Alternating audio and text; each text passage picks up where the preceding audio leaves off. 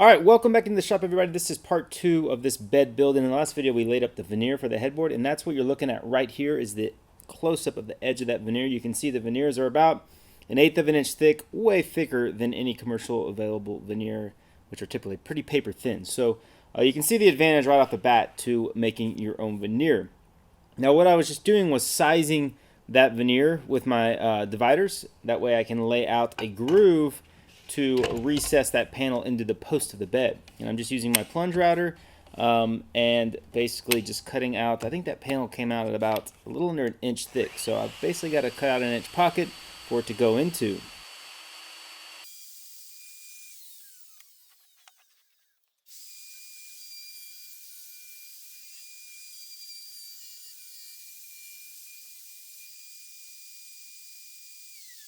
Once I cut it out with a router, obviously I got to come back and square off the corners because a round router bit leaves a round corner.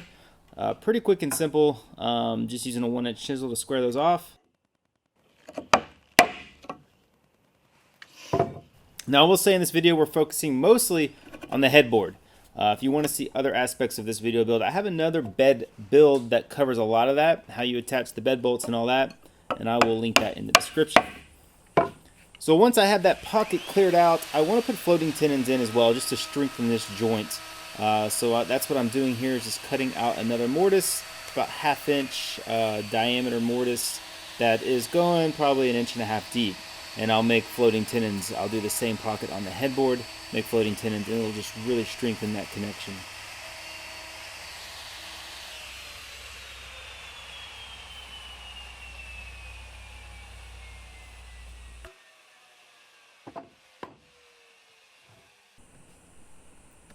So here I am routing the same mortise in the headboard. Now you can see there's a board clamped to the headboard. That board is the exact thickness of the offset from the edge of the post back to the panel, so I know that my fence is riding in the correct spot and the mortises will line up exactly. Trying to do it any other way would be really difficult, so I just milled the board that was the exact thickness of that offset on the pocket, and that helps everything line up. So I'll make the pockets obviously on both sides of the headboard, and then we'll move on to a cool little trim piece I want to show you. If you remember from the first video, this was kind of a copy of her bed in a king or in a queen version, and it had this kind of trim detail at the foot that looked like it was carved into the post. I didn't want to do that, so I made a separate piece, and that's what you're seeing here is basically mitered together this box that slid over a tenon on the bottom of the post on both the headboard and the footboard. Anytime I miter something together like this, I just use blue tape. It works really well. If you have your miters cut properly, it'll just fold together and glue up real nice. A lot of blue tape is involved in building furniture. Anyone who makes furniture will understand that. There's a really nice coffee mug there if anyone is interested in that. It is for sale. So to square up the ends of these posts, to clean them up, I just use my 14-inch Yates disc sander. I got a little miter gauge here set to 90, so I can just kind of rotate it, and it gets it pretty darn square and nice and cleaned up. I'll do that on both sides, and then the top side is going to get a chamfer. So I've got my router table set up here, just got a bearing running. I can just run that bearing around the whole trim piece and get a nice chamfer on top.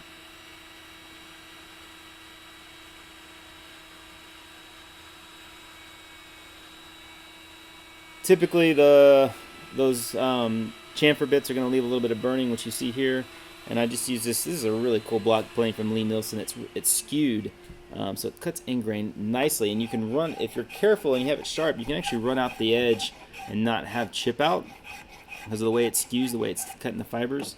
It makes really quick work of cleaning up the burn marks, and from there you don't have to do anything. You don't have to sand. It's ready for finish.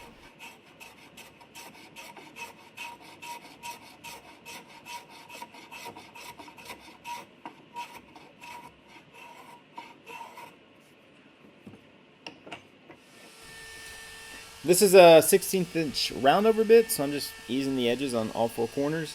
And then you'll see the post in the foreground here. I've already cut that tenon out on my bandsaw. It's a big fat tenon, and that trim is just going to slide right over the top of it. I don't fit tight in this scenario because there's some issue with wood movement if that post expands, and it'll pop the miters. And you also notice I leave the post a little proud, so if you drag the bed, it's not dragging on that little trim piece we made. Pretty cool little feature there. So with that done, I'm going to go ahead and glue this headboard up. Like I said earlier, you can see my joinery for the bed rails. I use 6-inch bed bolts to build all my beds. It works really well. I have a cool system for it. And you're going to see it in this video, but you're not going to see how it's made. So if you want to see how that's done, there is another bed build I've done that you can go check out. You'll take note of those floating tenons, and this is always the tricky part, is getting things lined up and together without dropping it.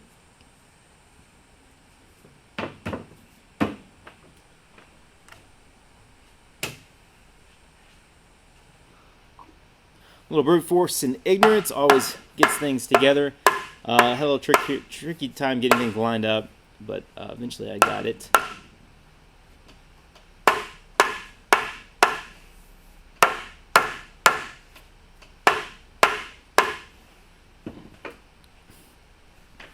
So basically I'll just lay it down. It doesn't necessarily need clamps. I'll use the clamps to kind of suck everything together, and then back them off and get it all lined up. You'll see me kind of measuring here, and let it sit overnight. So here comes the trim. First thing I'll note is when you use a bandsaw, drop your bearings down, your guides lower. You shouldn't have that much space between the material and your guides. Just want to make note of that. The curved trim is tricky, and so I'm going to try to explain this the best I can. Right now I'm cutting out the first trim piece, and I'm starting with the outside radius. So this would be the radius that faces into the headboard panel. I have a jig made up that I pulled from SketchUp that fits that radius perfect, exactly what I need, and that's the jig right here. So I've rough cut it out on the bandsaw. Now I'm using my jig with a flush trimming bit, and it's going to get the exact curvature and radius I need for that trim to fit properly.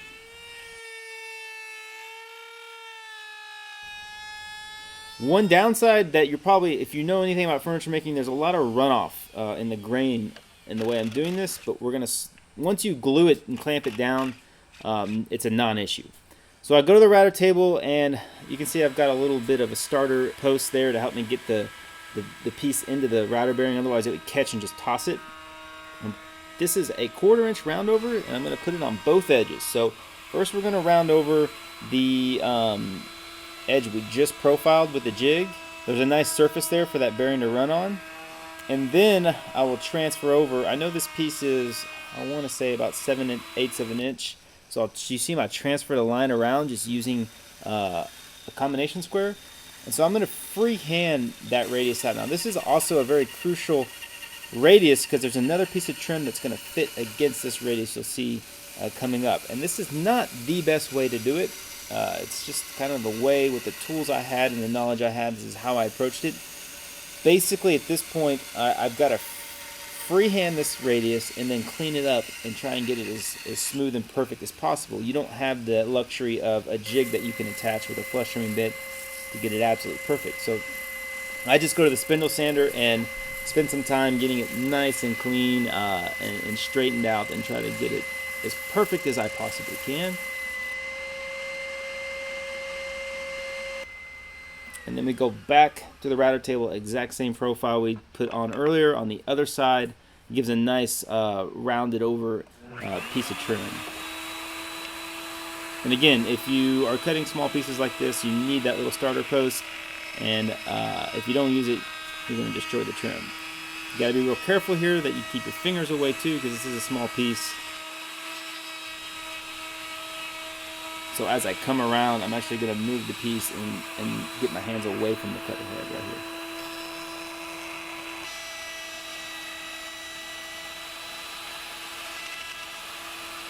Alright, so that's what it looks like. I had to make 2 of these. Obviously I'm only going to show you one. So now what I got to do is get the miters cut. So you can see I've already cut the first miter, and so I'm laying out to cut the second miter. These are pretty crucial. If you get them in the wrong spot, you mess up the trim, you got to start all over.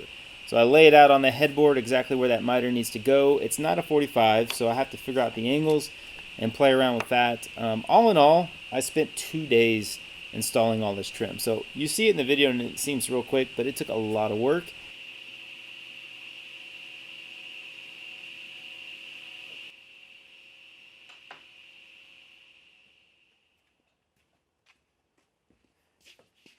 So here's one of those scenarios where you feel like a 1-year-old trying to put a square in a triangle or something. I really didn't know how to clamp this, and it shows. I was having a hard time.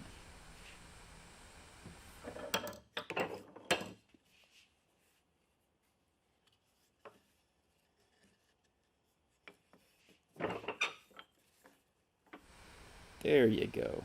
That'll work.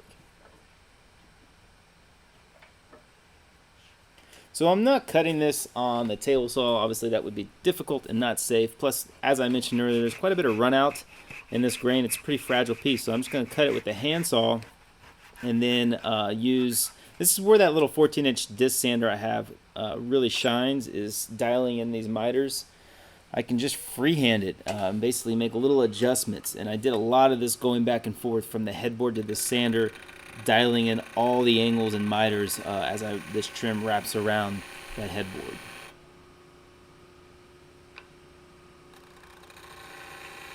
When you watch the video, you think I do it on the first try, but I promise you it took a lot of tries to get it right. And so that's basically it. That top piece, the exact same process to make it just a completely different profile. You'll notice there's a 1/8 of an inch step in from the edge of the headboard, but it looks good.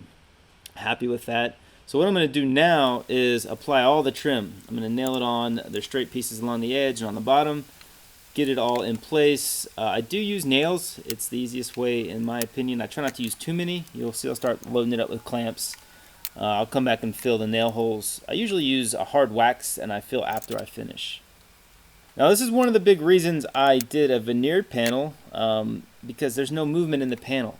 So we've glued it and locked it in place, which isn't an issue, and we're also putting this applied trim all the way around it. If this was solid wood and not veneered, the whole thing would fall apart over time. It would swell and shrink and the trim would break, the miters would fall apart, so it would never work. Here is the other piece of trim. We went through the exact same process to get to this point that we did on the first piece. Now we just got to fit that back radius against the radius of our applied trim that's already on.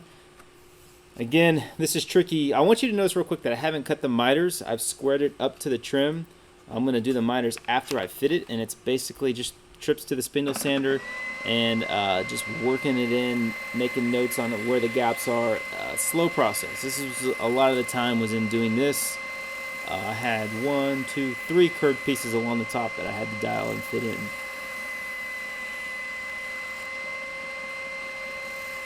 So you can see after that, it's quite a bit better, and there is the ability to clamp and pull that together. You'll see when I glue it. So that's how I get that trim fitted to the backside of the trim that's already applied. Now I've got to do the same thing with the miters. Instead of cutting these, I just go straight to the sander and just sand them down. It's such a small piece, it goes pretty quick. It would be nice to have a better grit on here. I think it's a 180. It heats up real quick. You can see it burned.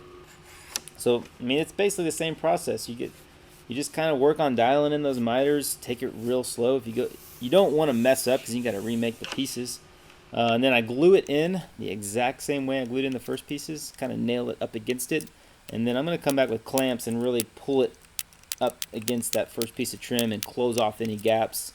Obviously it wasn't exactly perfect because if you're using a spindle sander, it's really difficult to get it perfectly seam free, perfectly gap free on that transition where those two trims meet. I'm using my chisel to clean up the glue. It's a great way to do it, but it is hard on the chisel. Make sure you get all the glue off the chisel because there's water and glue and it'll rust your chisel up pretty good.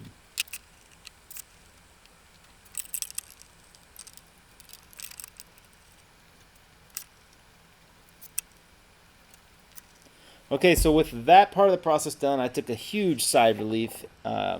Without any real huge errors, I was able to do all that trim. These are little turn details that go on top. A good buddy of mine turned these for me. He's a very talented turner and carver. And I felt obliged that he might need some work, so I thought I'd let him do the turnings for me.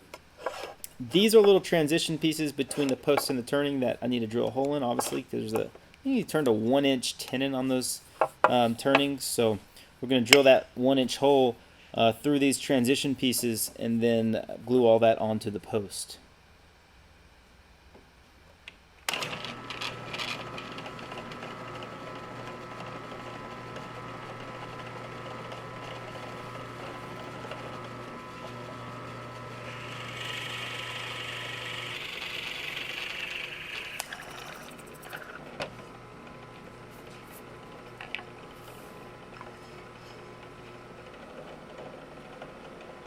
The pockets on the bottom of these pieces, I actually cut out on the CNC.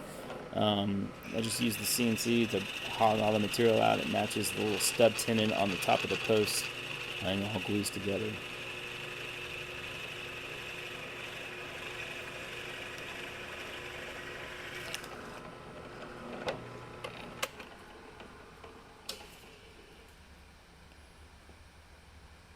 Okay, so I can use these now to drill my hole down into the post, because those tenons go down into the post. So I set these on, and they kind of become the guide to drill the straightest possible hole I can by freehanding.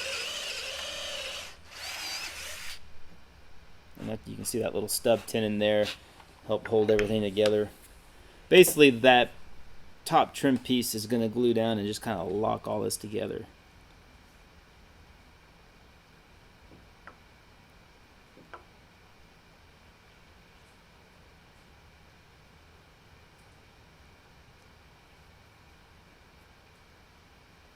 And I put glue on this. I put it on the outside rim of the hole, so when you slide that tenon in, it just kind of brings the glue down with it. And then I'll put the glue on tenon, but a lot of that gets sheared off as you push it on.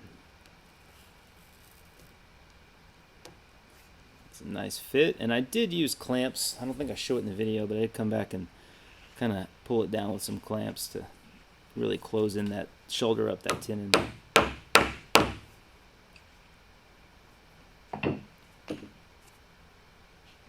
Okay, so headboard's done. It's time to finish. I just sprayed a clear pre-catalyzed lacquer from Sherwin-Williams. I'm using my Fuji sprayer here. I've recently got this sprayer. It's really still kind of learning it, figuring it out, but been real happy with it.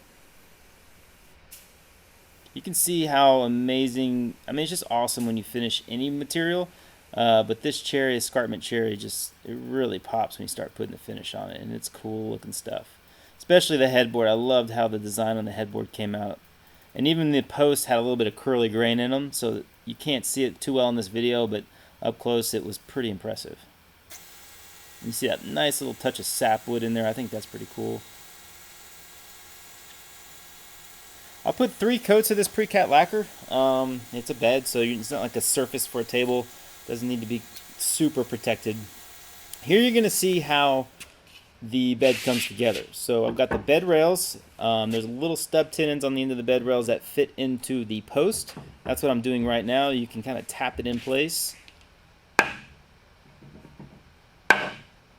You get each one kind of positioned, and you can see exactly that's what's happening right here. Those just help line everything up, and it also kind of strengthens the connection a little bit. These are 6-inch bed bolts from Horton Brasses. I'll link those in the description. These are the ones I use for every bed. It's a little tool that comes with them. And the way you can see on the opposite bed rail, there's a slot for that bolt to go in and a spot for a nut. There's a 3/8 nut there. That's how it comes together. Basically, you just catch that nut with the bolt and crank it down real tight. Get a good look at it right here. It's really a pretty simple setup. Like I said, I'll link the video in the description. It shows exactly how I do this in the other bed I made. The holes on the back side of the bed do get a little wood plug. I'm not even sure I showed that in the video, but there's a little wood plug that pops in there and hides the holes. That's by preference only. You don't have to do that, but I think it looks better doing that. And there it is, all finished. Beautiful bed. It's so much fun. A great challenging build. Something that I don't normally do, so it's always fun as a craftsman to tackle something a little bit out of your normal realm of work. All this trim pieces and everything. I learned a lot, had a lot of fun doing it, and the customer was thrilled with the bed. So all in all, great build, a lot of fun. I hope you guys learned something from this. Shoot me some comments, let me know what you think. Appreciate you guys tuning in, appreciate all the support you give me. Remember, all the merchandise, the t-shirts and hats I wear, you can get them for sale. Help support the channel. I appreciate it, and we'll see you next time.